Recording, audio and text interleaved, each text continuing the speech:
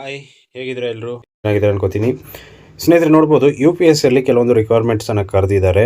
So ಅದ್ರ ಬಗ್ಗೆ ಕಂಪ್ಲೀಟಾಗಿ ನಾನು ನಿಮಗೆ ಎಕ್ಸ್ಪ್ಲೇನ್ ಮಾಡ್ತೀನಿ ಈ ಒಂದು ವಿಡಿಯೋದಲ್ಲಿ. ಸೊ ವಿಡಿಯೋನ ಕೊನೆವರೆಗೂ ನೋಡಿ. ಇಷ್ಟ ಆದರೆ ಒಂದು ಲೈಕ್ ಮಾಡಿ, ಚಾನಲ್ಗೆ ಹೊಸದಾಗಿರೋರು ಸಬ್ಸ್ಕ್ರೈಬ್ ಮಾಡೋದನ್ನು ಮರಿಬೇಡಿ. ಅದೇ ರೀತಿ ನಮ್ಮ ಒಂದು ವಾಟ್ಸಪ್ ಚಾನಲ್ ಆಗಿರ್ಬೋದು, ಟೆಲಿಗ್ರಾಮ್ ಗ್ರೂಪ್ ಆಗಿರ್ಬೋದು, ಇನ್ನೂ ಯಾರೆಲ್ಲ ಜಾಯ್ನ್ ಆಗಿಲ್ಲ ಹೋಗ್ಬಿಟ್ಟು ಜಾಯ್ನ್ ಕೂಡ ಆಗ್ಬೋದು. ಸೊ ಇದೇ ರೀತಿಯ ಒಂದು ಹೆಚ್ಚಿನ ಅಪ್ಡೇಟ್ಸ್ಗಳು, ಅಂದರೆ ಜಾಬ್ ಅಪ್ಡೇಟ್ಸ್ಗಳು ನಿಮಗೆ ಅಲ್ಲಿ ಸಿಗುತ್ತೆ.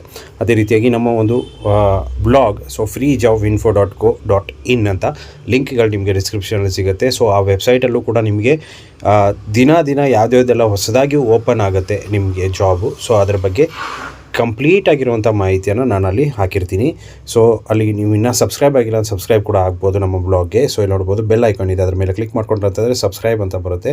ಅದರ ಮೇಲೆ ಸಬ್ಸ್ಕ್ರೈಬ್ ಮೇಲೆ ಕ್ಲಿಕ್ ಮಾಡ್ಕೊಂಡ್ರೆ ಅಂತಂದರೆ ನಮ್ಮ ವೆಬ್ಸೈಟ್ಗೆ ನೀವು ಸಬ್ಸ್ಕ್ರೈಬ್ ಆದಂಗೆ ಸೊ ನಾನು ಹಾಕುವಂಥ ಪೋಸ್ಟ್ಗಳು ನಿಮಗೆ ನೋಟಿಫಿಕೇಷನ್ ಮುಖಾಂತರ ನಿಮಗೆ ತೋರಿಸುತ್ತೆ. ಸೊ ಇವಾಗ ಪೋಸ್ಟಾಗೆ ಮಾತಾಡೋಣ. ಸೊ UPSCಯಲ್ಲಿ ಆಲ್ಮೋಸ್ಟ್ 462 ಹುದ್ದೆಗಳಿಗೆ ಅರ್ಜಿಗಳನ್ನು ಕರೆದಿದ್ದಾರೆ. So union public service commission ಅಂತ ಸೊ ಹುದ್ದೆಗಳಿರುವ ಸ್ಥಳ ಭಾರತ. ಸೊ ಕರ್ನಾಟಕದಲ್ಲೂ ಕೂಡ ಹುದ್ದೆಗಳು ನಿಮಗೆ ನೋಡೋದಕ್ಕೆ ಸಿಗಬಹುದು. ಸೊ ಒಟ್ಟು 462 ಹುದ್ದೆಗಳು ಇಲ್ಲಿ ನಮಗೆ ಸಿಗುತ್ತೆ. ಹುದ್ದೆಗಳ ಹೆಸರು ಏನೇನಿರುತ್ತಪ್ಪ ಅಂತಂದರೆ ಅಸಿಸ್ಟೆಂಟ್ ಎಡಿಟರ್, ಅಸಿಸ್ಟೆಂಟ್ ಕೆಮಿಸ್ಟ್ ಅಂತ ಹುದ್ದೆಗಳ ಹೆಸರು ಇರುತ್ತೆ. ಅದೇ ರೀತಿಯಾಗಿ ಏಜ್ ಏನಿರಬೇಕಪ್ಪ ಅಂತಂದರೆ ಮಿನಿಮಮ್ ಏಜು 30, ಅದೇ ರೀತಿ ಮ್ಯಾಕ್ಸಿಮಮ್ ಏಜು 45 ಇರುತ್ತೆ. ವಯೋಮಿತಿ ಸಡಿಲಿಕೆ ಕೂಡ ಇರುತ್ತೆ ಅವರ ಒಂದು ರೂಲ್ಸ್ ಆ್ಯಂಡ್ ರೆಗ್ಯುಲೇಷನ್ಗಳ ಪ್ರಕಾರ.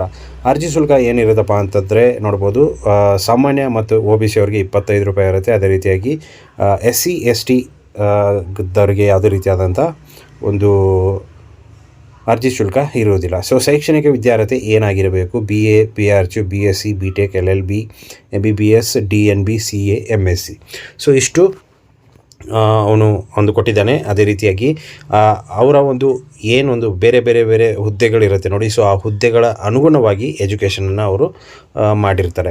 ಸೊ ಅದಕ್ಕೆ ನಿಮಗೆ ಬೇಕಂತಂದರೆ ಅಧಿಕೃತ ನೋಟಿಫಿಕೇಷನನ್ನು ನೀವು ನೋಡಬೇಕಾಗತ್ತೆ. ಸೊ ನೋಟಿಫಿಕೇಷನ್ ಲಿಂಕು ಕೂಡ ನಾನು ನಿಮಗೆ ಪ್ರೊವೈಡ್ ಮಾಡ್ತೀನಿ. ವಿಡಿಯೋನ ಕೊನೆವರೆಗೂ ನೋಡೋದನ್ನು ಮರಿಬೇಡಿ. ಸೊ ಅರ್ಜಿ ಸಲ್ಲಿಸುವ ವಿಧಾನ. ಸೊ ಅರ್ಜಿನ ನೀವು ಆನ್ಲೈನಲ್ಲಿ ಸಲ್ಲಿಸಬೇಕಾಗತ್ತೆ. ಅರ್ಜಿಯನ್ನು ಸಲ್ಲಿಸೋಕ್ಕೂ ಮುಂಚೆ ಕೆಲವೊಂದು ಮಾಹಿತಿಗಳನ್ನು ನನ್ನ ವೆಬ್ಸೈಟಲ್ಲಿ ಇಲ್ಲಿ ಕೊಟ್ಟಿದ್ದೀನಿ, ನೋಡ್ಬೋದು. ಕಂಪ್ಲೀಟಾಗಿ ಓದಿ ಆಮೇಲೆ ಅರ್ಜಿಯನ್ನು ಸಲ್ಲಿಸಿ. ಸೊ ಆಯ್ಕೆ ಯಾವ ಥರ ಮಾಡ್ತಾರೆ ಅಂತಂದರೆ ನಿಮಗೆ ಗೊತ್ತಿರ್ಬೋದು, UPSCಯಲ್ಲಿ ಒಂದು ಎಕ್ಸಾಮ್ ಇರುತ್ತೆ. ಸೊ ಎಕ್ಸಾಮ್ ಆದಮೇಲೆ ಇಂಟರ್ವ್ಯೂ ಇರ್ತಾರೆ.